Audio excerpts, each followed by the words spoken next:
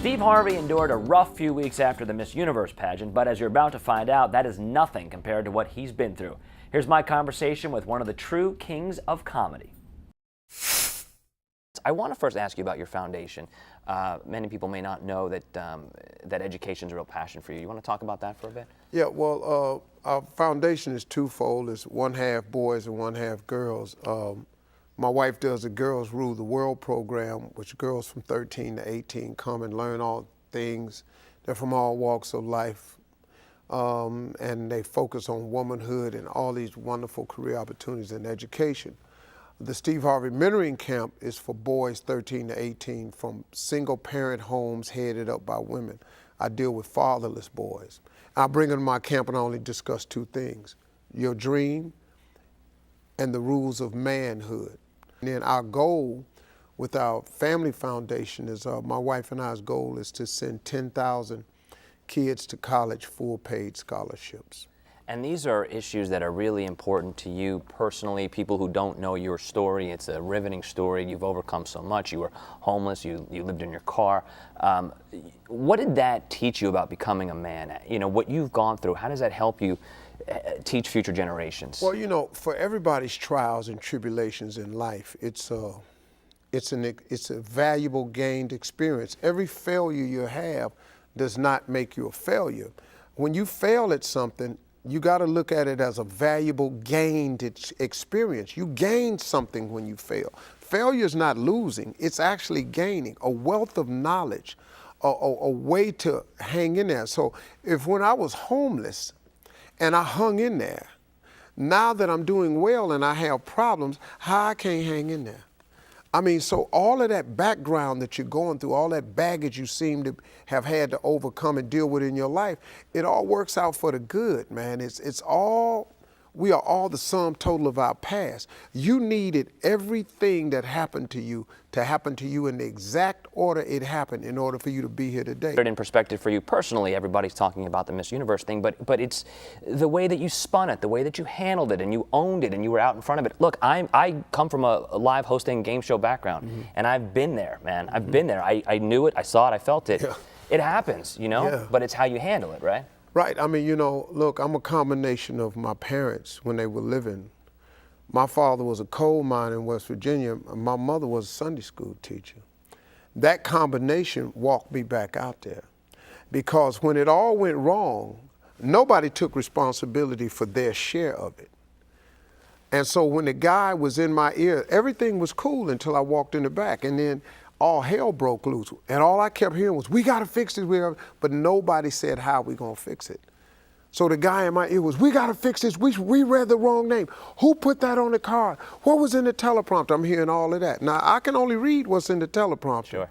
So when I did that, and then the guy instructed me, that's what I did. Well, since they said we gotta fix it, I took it on myself to walk back out front and just own up to the part of it that I could. Look, I made a mistake. And so when they started booing, that's when I turned the card around and said, no, wait, before you think the pageant is a hoax or anything like that, or somebody really wants her to win, it right here on the card. Now, was that supposed to be on the card? No, because then I rehearsed it. But somebody at the last minute said, oh, we got to mention first runner-up. And that's not the way we rehearsed it. So, but I took out there and I owned it.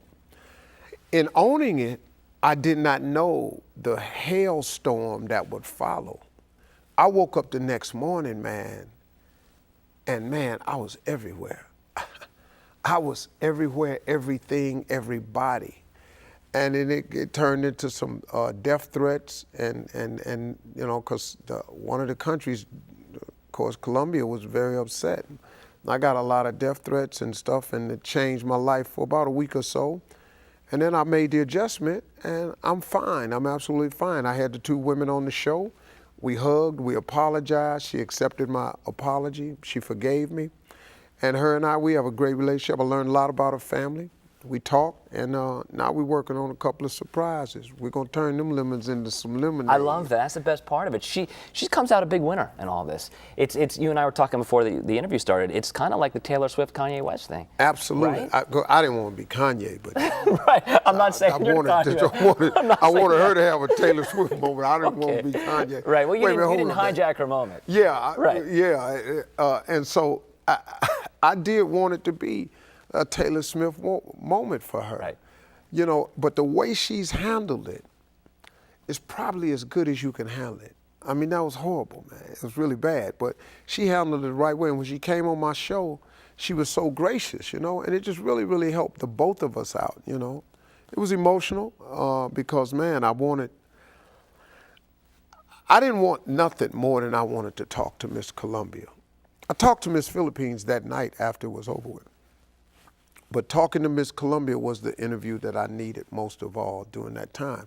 And now I got it out of the way, you know, it's time to keep going. You know, a lot of people, they let mistakes crush them and define them. I'm not that guy. You know, one guy even told me, he said, man, it's gotta be the worst thing that's ever happened to you. And I said, well, no, yeah, it's the biggest thing, man. You're in 1 billion homes. You blew it in 1 billion homes. And he was walking away and I said, hey man, thanks. He turned around, he said, what you thanking me for, man? I just reminded you, you blew it in front of 1 billion homes. I said, no, you reminded me to take inventory of my life. And what actually happened that night, it ain't even in the top 20 worst things that's ever happened to me. And really, man, it's not. And so it made me smile a little bit because I just started thinking about, well, okay, what's really the worst thing that's happened to you? Yeah. Okay, I've been homeless, my brother gone, my best friend is gone, my mama gone, my daddy gone. I flunked out of college. I was homeless. I watched one of my friends get shot. And then I just went down the list and down the list. And I had way worse things happen to me than Miss Columbia. Get them some money back. I'm a spokesperson for Green Dot card. It's a great card to have. It saves you money in a lot of ways. But they came up with this new thing during tax season, a way that people could have a chance to double your federal tax refund. And the way it works is you buy a Green Dot card, you at a store near you, any retail outlet has them.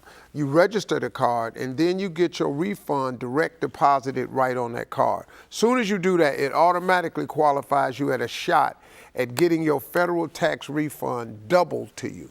So you get 6,000 back, you could get 12,000 back. I would like quadruple. I'd like a refund first of all, and then I'd That's like what I 4 would times. like. You too? It would be nice. I just want some money Right? back. 100. I'd take 50. IRS, 150. Just 150. 150, We're and good. we good. We out your life. That's it, Steve. Right. Good to see you. My man, good to see you got it, again, buddy. brother. All Thank right. you, man. You got it.